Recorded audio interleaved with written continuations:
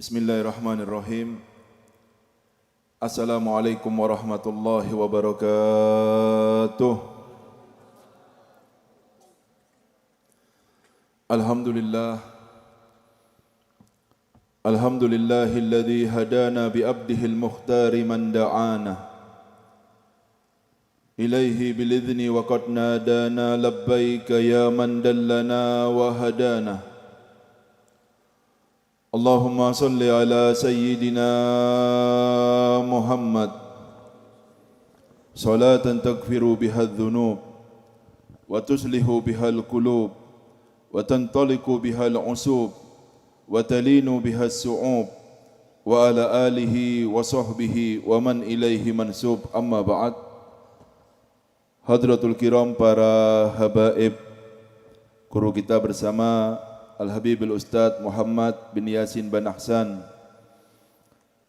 semoga selalu diberikan kesehatan badannya dan dimuliakan dengan taufik sehingga bisa istiqomah di dalam pengabdiannya kepada Allah dan pengabdiannya kepada Nabi Muhammad SAW, dan semoga diberikan keturunan yang solihin, solehat, yang tidak terputus tongkat estafet perjuangan dakwah dari Nabi Muhammad SAW, dan para kiai, para asatid, Ustaz Luqmanul Hakim dan semua asatid yang hadir di tempat ini, Sahibul Farhah, tuan rumah, Ustaz Asnawi, semoga diberikan kesehatan semua keluarganya, ya hadirin hadirat semua yang dimuliakan oleh Allah Subhanahu wa taala.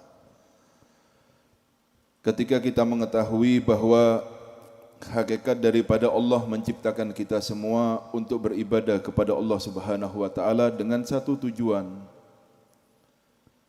yaitu menjadi orang dekatnya Allah Subhanahu wa taala. Dari kita ada yang sudah menempuh dan menghabiskan banyak daripada umur kita, tetapi kita belum merasakan nikmat untuk menjadi orang dekatnya Allah Subhanahu wa taala. Dikarenakan banyaknya lupa kita kepada Allah dan tujuan daripada Allah menciptakan kita, lupa kita. Sehingga berlalu hari demi hari kita melakukan sesuatu yang tidak pasti. Oleh karena itu Allah Subhanahu wa taala membagi manusia di dalam suratul Waqiah menjadi 3 golongan. Golongan yang pertama wa'iyadzubillah adalah ashabus shimal. Orang hatinya tidak pernah terketuk sama sekali untuk menjadi orang dekatnya Allah. Dia manusia tetapi tidak ada bedanya dengan hewan. Hidup untuk memenuhi hawa nafsunya. Bahkan dia tidak percaya dengan Tuhannya, walaupun dia itu mengaku bahwa Islam agamanya.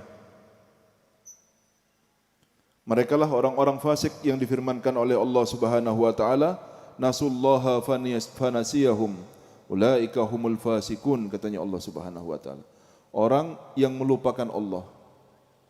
Ketika mereka lupa kepada Allah Subhanahu wa taala, mereka pun dilupakan oleh Allah Subhanahu wa taala. Tidak diperdulikan oleh Allah. Dibiarkan hidup begitu saja. Siapa orang-orang yang lupa kepada Allah itu? Ulaika humul fasikun. Merekalah orang-orang yang fasik walaupun mereka memaksa dirinya mengaku bahwa dirinya adalah orang muslim. Mereka adalah ashabus shimal, dari golongan orang-orang muslim tetapi tidak pernah terketuk hatinya untuk mendekat kepada Allah Subhanahu wa taala, dan dari golongan orang-orang yang non muslim, dari orang-orang Nasrani, Yahudi dan lain sebagainya. Mereka semua satu golongan, ashabus shimal. Golongan yang kedua adalah ashabul yamin. Orang-orang dari golongan kanan, hatinya tergerak untuk menjadi orang dekatnya Allah. Tetapi dalam perjalanannya dia tidak sampai kepada finishnya karena terlalu banyak melihat kanan dan kirinya. Kalau diperumpamakan dalam sebuah perjalanan, kita ingin menuju kepada kota Surabaya dari Banyuwangi misalkan. Normal perjalanan itu seharusnya ditempuh waktu 6 jam.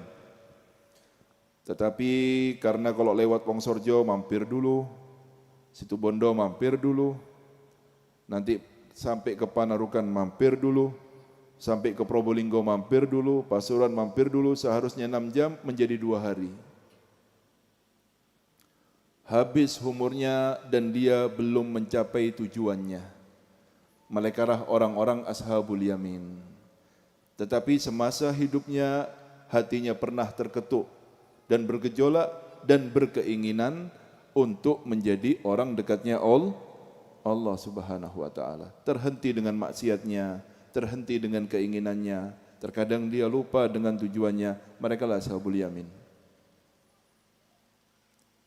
Dan dari 3 golongan yang paling mulia ini adalah muqarrabin. Orang-orang yang dekat kepada Allah Subhanahu wa taala.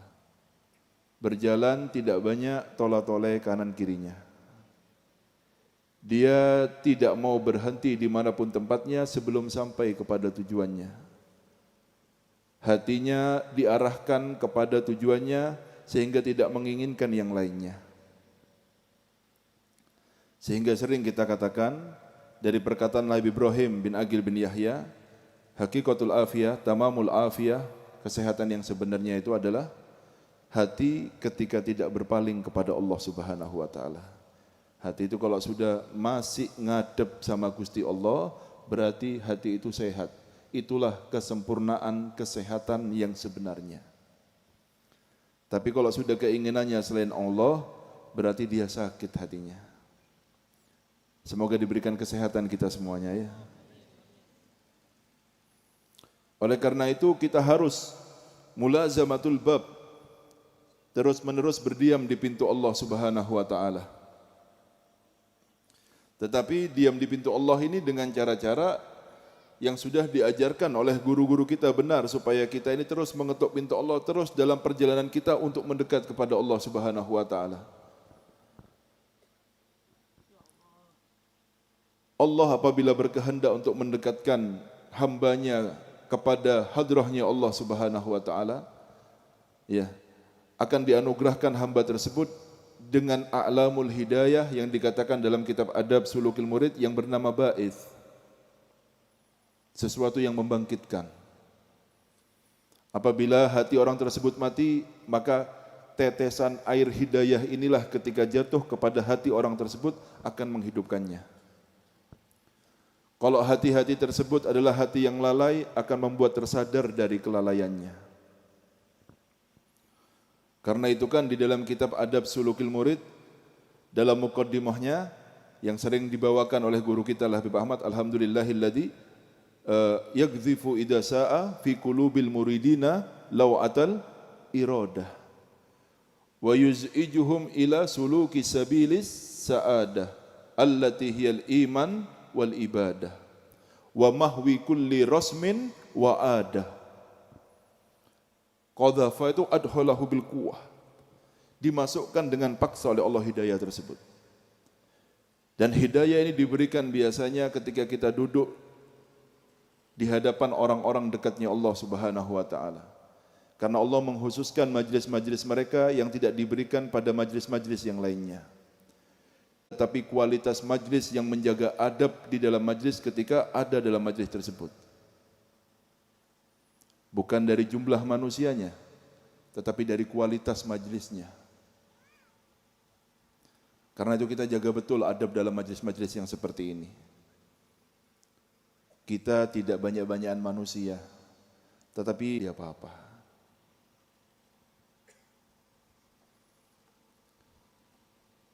Alhamdulillahilladzi yaghzifu idza sa'a fi qulubil muridin law'atal iradah. Ada keinginan akhirnya hati tersebut.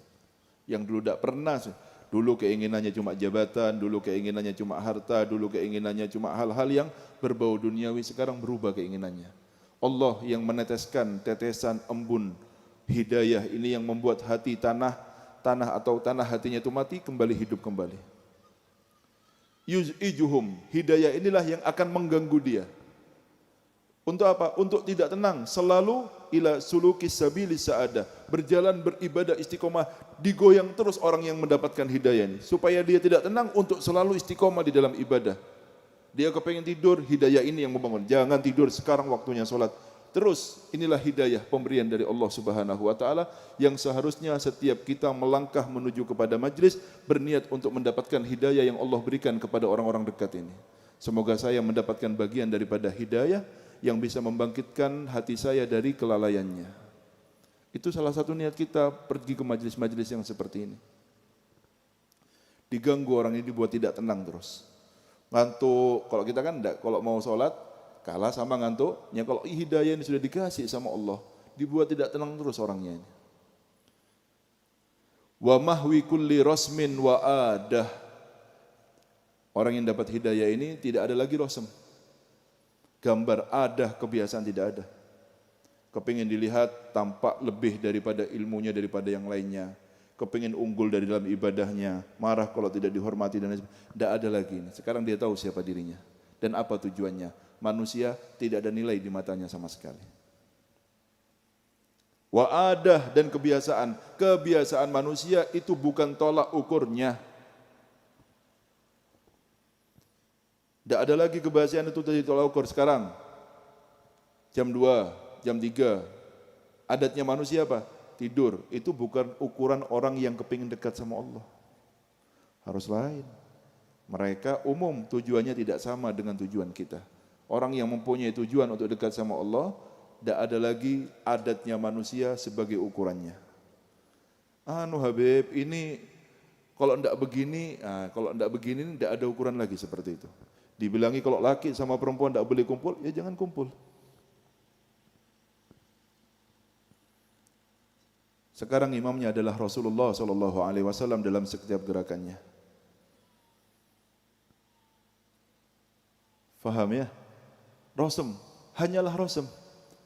Jadi tidak ada urusan ya, orang dekat sama Allah itu tidak harus berpakaian compang-camping. Atau kalau orang berpakaian mewah berarti dia itu adalah orang yang cinta dunia. Itu bukan ukuran semuanya itu. Salah ukuran yang seperti itu. Oleh karena itu, ada dua contoh yang sangat indah sekali. Yang pertama, Al-Imam Hasan bin Ali bin Abi Thalib karramallahu wajhah. Pakaiannya mewah. Bergelimang harta. Istrinya banyak. Kalau orang berkata, apa begini Islam mengajarkan ini? Antum mau pakai baju mewah, antum mau pakai mobil bagus, mau pakai HP bagus, itu tidak ada urusan. Intinya itu hatinya antum kemana? Walaupun antum tinggal di rumah yang paling tidak layak untuk dihuni, ketika hati itu penuh dengan kecintaan kepada duniawi, maka itu percuma semua gambaran-gambaran yang tidak ada nilainya di sisi Allah Subhanahu wa taala.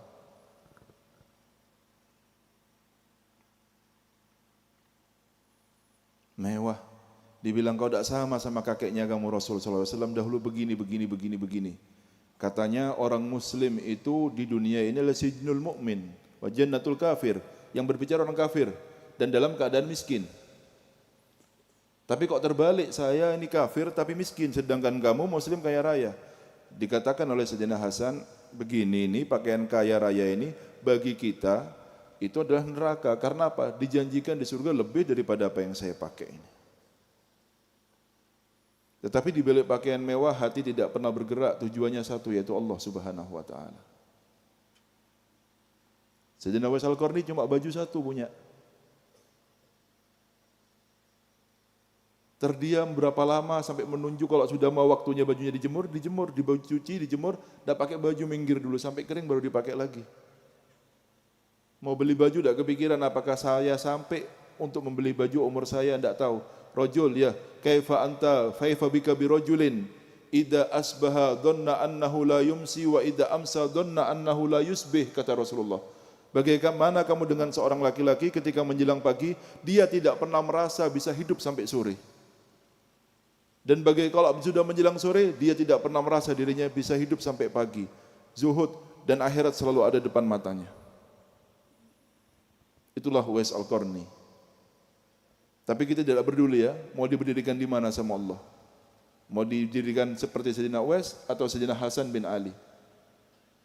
Tapi tujuan mereka, walaupun mereka dengan gambaran yang berbeda, tapi tujuan mereka satu, yaitu Allah Subhanahu wa taala. Jadi jangan seudon dengan orang-orang yang kaya, atau jangan terlalu berprasangka baik dengan orang-orang yang miskin. Karena kita tidak tahu apa yang ada dalam hati mereka. Yang wajib bagi kita hanyalah berprasangka baik kepada semua makhluknya Allah Subhanahu wa taala. Wa mahwi kulli rasmin wa adah. Kebiasaan ini. Biasanya orang seperti ini Habib, biasanya orang seperti ini. Jangan digunakan ukuran kebiasaan orang itu. Tidak ada orang dekat kecuali imamnya adalah Nabi Muhammad. Yang selalu ada pikiran kita, cocok enggak sama Nabi Muhammad? Kalau saya berbuat begini, Nabi Muhammad ridho enggak dengan saya? Kira-kira kalau saya berbuat ini, Rasulullah marah tidak sama saya? Selalu itu pertanyaan yang ada dalam hatinya tidak pernah keluar daripada itu. Ini cocok enggak sama ajaran Nabi Muhammad? Dia tidak pernah tenang kalau dia belum mengetahui hukum daripada apa yang dia lakukan. Ingin bertanya, ya harus kita ini punya perasaan seperti itu. Ini sudah cocok enggak sama ajarannya Nabi Muhammad SAW? Tidak bisa dekat kalau tidak kenal sama siapa Nabi ini. Faham semuanya ya? Hati-hati dengan Rasulullah. Tetapi orang yang mengangkat suaranya, maksudnya su'ul adab sama Rasul sallallahu alaihi wasallam, la tarfa'u aswatakum fawqa sautin nabi wa la tajharu lahu bil qawli ka jahri ba'dikum li ba'din an tahbata a'malukum wa antum la tash'urun. Su'ul adab sama Nabi ini bahaya. Kayak kita ini kufur sementara. Ketika su'ul adab itu kita kufur sementara. Loh kok bisa seperti itu? Karena Allah mengatakan antah batu a'malukum wa antum la tash'urun. Amalan kita dari balik sampai kita su'ul adab itu hangus semuanya dan kamu tidak merasa kalau amalan itu sudah hangus semuanya. Hati-hati dengan Nabi Muhammad SAW. Pengagungan kita akan mengangkat kita kepada derajat yang paling tinggi, tetapi sedikit su'ul adab daripada yang kita lakukan kepada Rasulullah akan menjatuhkan kita kepada derajat yang paling rendah. Kita harus tahu harganya Nabi ini. Jangan enteng-enteng ya. Jangan enteng-enteng. Oleh karena itu kita harus terus mengetuk pintunya Allah Subhanahu wa taala. Dengan apa kita ini berjalan mendekat kepada Allah Subhanahu wa taala? Yang pertama bil i'timadi alaih, dengan bersandar kepada Allah Subhanahu wa taala. Jangan pernah bersandar kepada diri kita sendiri. Karena pasti akan roboh. Bersandarlah kepada Allah. Pasti akan kokoh. Karena orang-orang yang mendekat adalah orang-orang yang merasa kalau dirinya dan amal perbuatannya yang dia lakukan daripada taat itu hanyalah hadiah daripada Allah Subhanahu wa taala Rabbil Bariyat.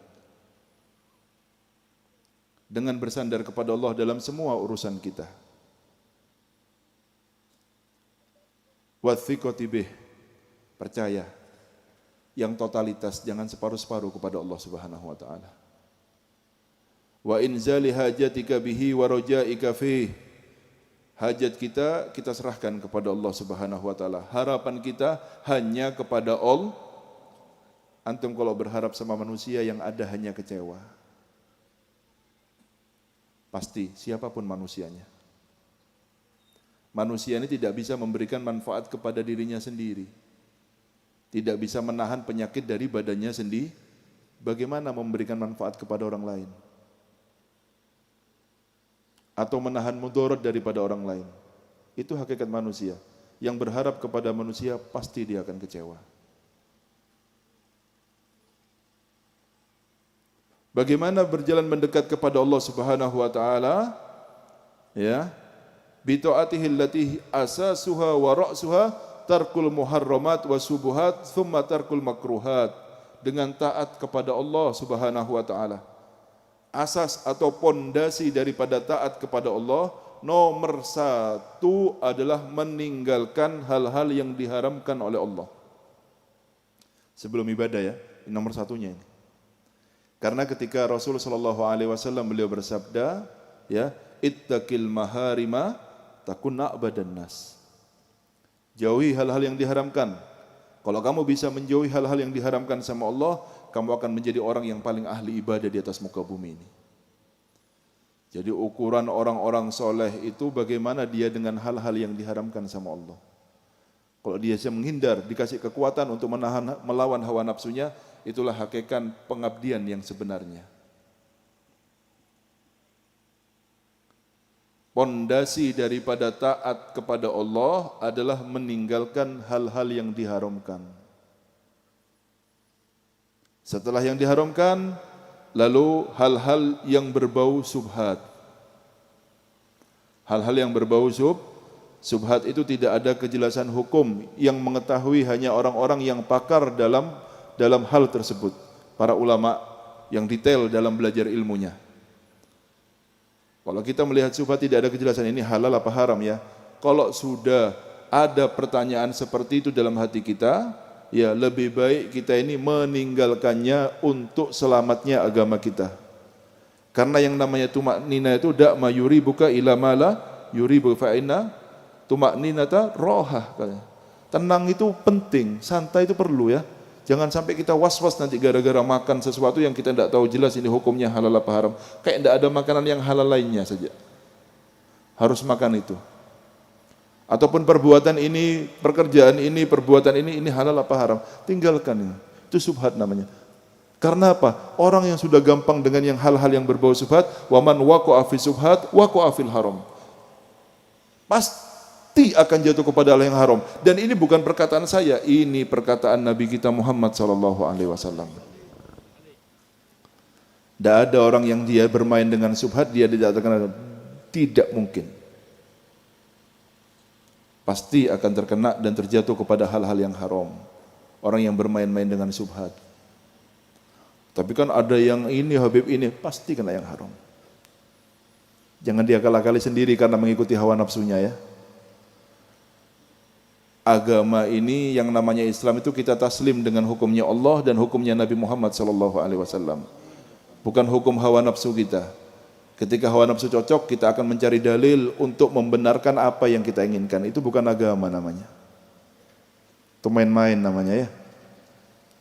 Ilmu hanya makmum bagi nafsunya, salah. Yang betul itu adalah nafsu menjadi makmum daripada ilmu yang diajarkan oleh Nabi Muhammad SAW. Setelah bisa meninggalkan hal-hal yang syubhat, baru sebisa mungkin kita meninggalkan hal-hal yang makruh. Faham ya? Dengan itu kita mendekat kepada Allah Subhanahu wa taala. Lalu kita mendekat bermulazamah dengan pintunya Allah dengan apa? Terus mendekat syuhudan li'azamatihi wa khudu'an li jalalihi wa ta'arrudan li nawalihi. Menyaksikan keagungan Allah Subhanahu wa taala dan mengagungkan hal-hal yang diagungkan oleh Allah Subhanahu wa taala. Karena itu adalah bagian daripada takwa. Wa man yu'azzim sya'airallah fa innaha min taqwal qulub. Kita semua pergi ke masjid. Tetapi siapa orang yang jalan ke masjid dan dia merasa bahwa dia akan berkunjung ke rumahnya Allah dengan membawa rasa malu untuk menjadi Allah karena ini adalah wajah yang penuh dengan maksiat dan sekarang akan bertemu dengan Tuhannya. Siapa yang punya perasaan seperti itu ke masjid? Bahkan yang paling banyak diharamkan perasaan seperti ini adalah orang-orang yang dekat dengan masjid. Karena terbiasanya ke masjid sehingga hilang keagungan masjid di hatinya.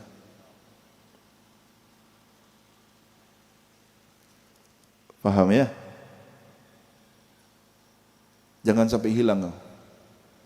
Al-Quran ketika dibaca dengan penuh pengagungan, hadisnya Nabi Muhammad SAW. Perasaan yang seperti ini sebelum membaca ya Allah ini adalah kitabmu, semuanya adalah firmanmu dan aku adalah hambamu. Ingin berbicara dengan Allah, maka bacalah Al-Quran. Itu nasihat Allah untuk kita semuanya. Perlu kita renungkan. Apabila memang benar kita ini mengaku adalah hambanya Allah Subhanahu wa taala. Gapai pemberian Allah Subhanahu wa taala, dimanapun ada pemberian Allah dibagikan, di sana kita harus selalu ada. Ala inna fi ayyami dahrikum nafahat ala fata'arradu laha. Di dalam hari-hari, di dalam masamu itu ada pemberian-pemberian dari Allah. Di majlis-majlis dan lain sebagainya. Ya, kalau sudah tahu di sana ada pembagian-pembagian hadiah dari Allah dalam tempat-tempat dan acara-acara tertentu, fata'arradu laha, bersegeralah untuk datang ke tempat itu. Niatnya apa? mendapatkan bagian dari pemberian Allah Subhanahu wa taala. Jangan beratkan langkah kakinya untuk berjalan ke tempat-tempat yang Allah membagikan rahmat dan pemberiannya. Perlu kita ketahui ya, terkadang orang salah menafsirkan. Kenapa banyak orang berceramah bahwa duduknya kita di depan orang soleh itu lebih baik daripada beribadah sampai terpotong-potong kakinya. Ketika mendengar suatu ini, kita harus tahu apa alasan ini. Kok bisa seperti itu? Karena kita tidak akan tahu arti yang namanya khusyuk kecuali melihat orang yang khusyuk dan mendengarkan apa itu arti khusyuk. Di majelis mereka lah diajarkan apa itu semuanya. Kita tidak akan tahu yang namanya qanaah, yang namanya tawakal, yang namanya tidak cukup dengan perkataan tetapi perlu percontohan, dan merekalah yang mencontohkan itu semuanya. Dan perlu diketahui bahwa yang namanya sifat-sifat yang mulia itu adalah hukumnya menular, dan antum tidak akan tahu makna zuhud yang sebenarnya sampai antum duduk dengan orang-orang yang zuhud, melihat perbuatan orang-orang yang zuhud, baru antum tahu hakikat daripada zuhud. Oleh karena itu ini adalah hakikat ibadah yang sebenarnya. Dengan duduk kepada mereka lah kita akan dianugerahi oleh Allah sifat-sifat yang mulia, yang dengan sifat itu Allah akan memandang indah hati kita. Tidak bisa dengan wiritan, tidak bisa dengan baca Al-Quran. Tidak akan tahu antum arti zuhud dengan wiritan itu. Dengan baca Al-Quran, dengan sholat, tidak akan tahu apa-apa antum, kecuali duduk di majelis-majelis orang soleh. Karena jangan gampang-gampang menghukumi orang itu gurunya ya. Kalau sudah antum itu menghukumi bahwa ini adalah guru saya, ya antum harus mengikuti semua petuahnya.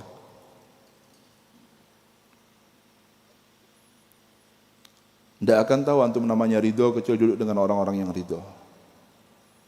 Dan semua sifat-sifat mulia itu bisa kita dapatkan ketika kita berkumpul dengan orang-orang yang mempunyai sifat tersebut, dan itu nilai ibadahnya lebih daripada ibadah apapun. Oleh karena itu duduk di depan mereka itu lebih afdol daripada beribadah sampai terpotong-potong bahkan kaki kita.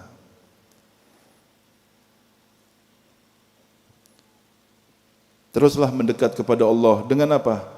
Mu'tarifan bima kana minka, mengakui dengan apa yang sudah berlalu dari umur kita, dari maksiat-maksiat yang kita lakukan.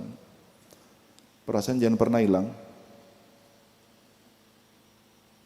Hakikatnya ketika kita mengakui dosa itu, lalu kita bertobat dan berjanji untuk tidak melakukannya lagi, awalnya pemberian minimalnya itu dosa kita diampuni. Tetapi ketika dilakukan terus-menerus kita meminta ampun kepada Allah, bahkan dengan dosa yang mungkin sudah diampuni, kita akan naik pada keinginan yang lebih tinggi daripada sekedar ampunan, yaitu namanya maqamul mahbubiyah. Karena Allah Subhanahu wa taala berfirman dalam Al-Qur'an, "Innallaha yuhibbut tawwabina wa yuhibbul mutatahhirin." Orang yang banyak bertobat, mengakui dosa-dosa terus tiap harinya. Ya, sampai Sayyidatuna Aisyah ini pernah bertanya kepada Rasul sallallahu alaihi wasallam. Semoga kita termasuk golongan ini ya. Ya Rasulullah, adakah dari umatmu nanti pada hari kiamat yang mereka itu masuk surga tanpa hisab? Kalau tanpa hisab mereka tidak punya dosa kan? Tapi apa mungkin orang ini tanpa ada dosa ketika hidup di dunia? Rasulullah tersenyum, ada ya Aisyah. Siapa mereka? Rajulun idza dzakara dzunubahu baka. Seorang laki-laki yang kalau ingat sama dosanya netes air matanya. Mereka lah orang yang akan masuk surga tanpa hisab nanti. Amin Allahumma. Bukan kehebatan seorang laki-laki ketika dia tidak pernah menangis. Karena itu adalah tanda kerasnya hati. Dan semakin keras hati tersebut, semakin jauh dari Allah Subhanahu wa taala. Bagaimana berlalu seminggu dan kita tidak pernah menangis sama sekali? Itu jafa namanya. Kok bisa tenang dengan dosa yang banyak daripada kita lakukan ini? Dosa itu manusia dan manusiawi karena kita bukan malaikat punya hawa nafsu. Tapi yang aneh itu ketika dia beriman dengan hari hisab dan dia meyakini akan bertanggung jawab, tetapi dia tidak menyesali apa yang dia buat. Ajib. Yakin kau ngadep sama Allah? Yakin. Tidak takut. Yakin sama neraka? Yakin. Gimana keadaannya seharusnya? Wa rajiyan ma yakunu minhu wa khaifan min ghadabih. Harus kita terus berharap dengan rahmatnya Allah dan ampunan Allah, tetapi terus hati ini membawa ketakutan dengan murkanya Allah, karena kita sudah terlalu banyak melanggar perintahnya Allah Subhanahu. Rasa takut yang ada itu bukan karena hinanya kita. Justru rasa takut kalau sudah ada dalam hati kita itu menunjukkan kita sudah mulai kenal dengan Allah Subhanahu wa taala.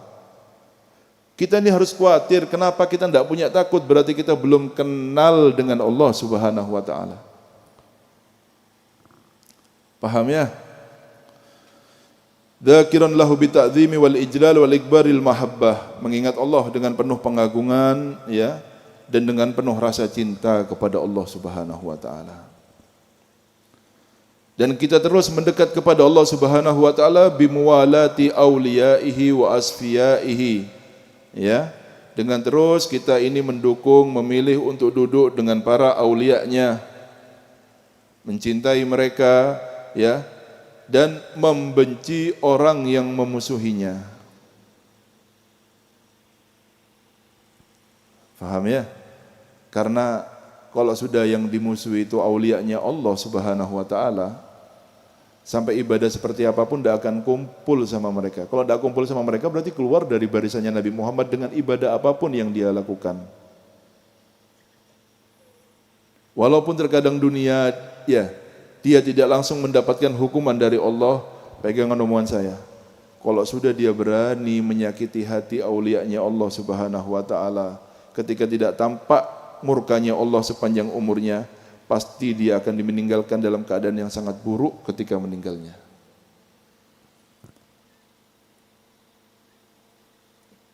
Diulur terus sama Allah, kok tidak mau balik-balik, ya sudah. Berarti memang tidak bisa kembali. Meninggalnya pasti dalam keadaan buruk. Ya. Ilzam baba rabbik.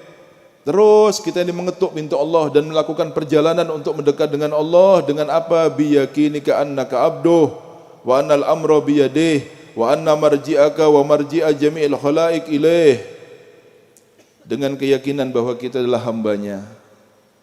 Yang namanya budak itu tidak boleh nuntut kepada tuannya.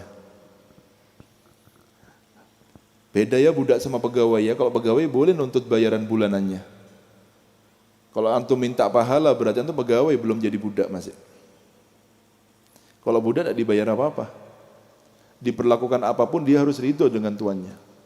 Mau dijual, mau kasih makan, mau bebas. Dan justru pangkat budak itulah pangkat yang termulia. Dengan itu Nabi Muhammad merasa dirinya sangat luar biasa ketika dipanggil hambaku, katanya Allah Subhanahu wa taala. Subhanalladzi asra bi abdihil laila. Kenapa kau dikatakan abdu? Karena hatinya hanya untuk Allah Subhanahu wa taala. Pengabdiannya hanya untuk Allah. Sehingga dipanggil ini hambaku, katanya Allah Subhanahu wa taala.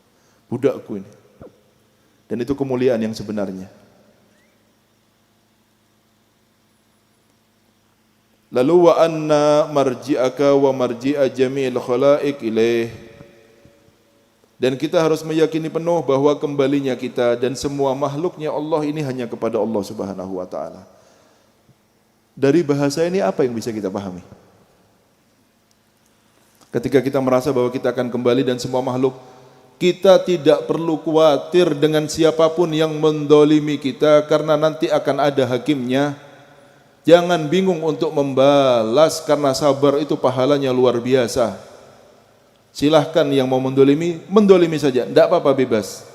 Yang harus kita khawatirkan itu kalau kita yang mendolimi orang. Karena nanti hakimnya adalah Allah Subhanahu wa taala. Orang itu didolimi kesian, ya tidak perlu kesian. Karena nanti dia akan dimuliakan oleh Allah Subhanahu wa taala.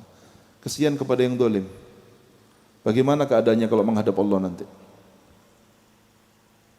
Silakan yang mau berdolim, silakan dolim. Karena pasti akan dihakimi nanti orang lain, baik dengan tangannya ataupun dengan lisannya. Sampai Rasul sallallahu alaihi wasallam beliau bersabda apa? La yazalul mar'u fi fushatin min dinihi ma lam yusib daman haraman, kata Rasul sallallahu alaihi wasallam. Agamanya orang itu masih selamat, aman, fasih kalau dia belum pernah menumpahkan darah yang haram dari saudaranya. Jadi jangan bangga sampai kalau pernah mukul orang sampai keluar darah, semaput apa, itu bahaya itu. Cacat dalam agamanya. Antum bisa aman dalam haknya manusia selama antum belum pernah menumpahkan darah mereka. Di antara kita dengan Allah, yang pertama ditanya adalah solat. Kalau solatnya aman, ibadah yang lainnya aman. Kalau sudah cacat solatnya, belakangnya nanti panjang urusannya. Urusan kita dengan makhluknya Allah, yang ditanya pertama kali adalah darah. Kalau dia tidak pernah menumpahkan darah saudaranya, belakangnya aman. Tapi kalau sudah urusannya sama darah, sampai meninggal dunia dia belum minta maaf sama orang yang pernah didolimi, belakangnya panjang urusannya nanti. Jangan enteng-enteng. Disakiti sedikit langsung dipukul, diantem. Ini manusia. Kalau punya yakin dia akan kembali kepada Allah, bukan begini perbuatannya, itu kayak hewan namanya. Makanya kan Rasul SAW ketika diminta nasihat apa? Oh sini ya Rasul. Rasul cuma gampang saja, la taghdab, jangan marah. Balik lagi, oh sini sampai 4 kali, jangan marah. Ama qultu lak la taghdab, jangan marah. Kalau harus marah, kalau berdiri, duduk, tidur. Kalau masih panas karena setan, ta'awud, a'udzubillahi minasyaitonir rajim. Masih panas, nyemplungo sana. Biar hilang panasnya itu. Jangan pernah berbicara ketika marah. Menjauh saja dari orang yang kita marahi tersebut. Karena takut ngomongnya ngawur nanti akhirnya. Karena banyak penyesalan ketika dia berbicara dengan emosi ketika marah di belakangnya nanti. Kenapa? Tidak sadar Habib, karena ketika bicara marah. Makanya kalau marah, dijaga lisannya dan dijaga tangannya. Kalau tidak kuat nahan marah, menjauh daripada orang yang kita benci tersebut. Supaya tidak ngawur omongan dan perbuatan kita. Ya, yang yakin dengan Allah tidak perlu khawatir kalau didolimi sama orang. Tapi yang perlu kita khawatirkan ketika kita yang mendolimi orang lain. Karena ada hakimnya. Tidak ada, ya Allah, dolim dia, jangan ditangisi, biarkan nanti ada hakimnya Allah Subhanahu Wa Taala. Biarkan orang mau bicara apa saja, bebas. Karena ada hakimnya. Terus mendekat kepada Allah Subhanahu Wa Taala dengan apa? Dengan meminta ridhonya Allah dan mempersiapkan diri di hari di mana kita akan menghadap kepada Allah Subhanahu wa taala. Pak Asnawi saja mau ada tiba ini siap-siap. Sampean kalau manggil pejabat aja siap-siap. Mau ketemu Allah enggak siap-siap sampean? Hah? Enggak siap-siap? Siap-siap harus ya. Jangan sampai nanti tidak siap, kacau semua acaranya nanti akhirnya. Kenapa? Karena kita tidak pernah mempersiapkan ketika hidup di dunia ini. Harus siap-siap. Ya. Umur tidak nunggu kita siap, makanya kita harus selalu siap. Subhanallah. Kita doakan ya, ini ada saudara saya dari Palembang. Bukan saudara, ya teman seperti saudara. Habib Mahdi bin Syihab. Tadi malam majlis seperti ini barokatul tiba. Ya majlis seperti ini, maulid. Luar biasa. Pagi ngeliat kabar innalillahi wa inna ilaihi raji'un. Umurnya orang. Wasidah, ceramah dia, tidak ada apa-apa. Cukup guru kita Habib Hasim, ceramah. Meninggal dunia. Umurnya orang tidak nunggu siap, makanya kita perlu siap sih. Kapanpun dipanggil kita harus dalam keadaan siap. Paham ya? Semoga barokah. Jangan berat-berat kalau mau jalan ke majelis. Jangan diikuti hawa nafsunya kepin ke sana dan ke sini. Ya, paksa, karena semakin berat semakin besar pahalanya. Ketahuilah ketika kita berat melangkah ke majelis itu adalah seretan daripada hawa nafsu untuk kita tidak datang ke tempat-tempat yang Allah membagikan hadiah rahmatnya. paksakan diri untuk hadir dengan apapun alasannya. Paham semuanya ya? Jangan berat-berat kalau mau ke majelis. Ringankan langkahnya. Karena di majelis Allah memberikan pemberian yang tidak ada di tempat-tempat yang lainnya. Dan semoga hati kita siap untuk menerima pemberian itu. Dan mungkin ini yang bisa saya sampaikan. Kurang lebihnya mohon maaf. Billahi taufiq wal hidayah. Assalamualaikum warahmatullahi wabarakatuh.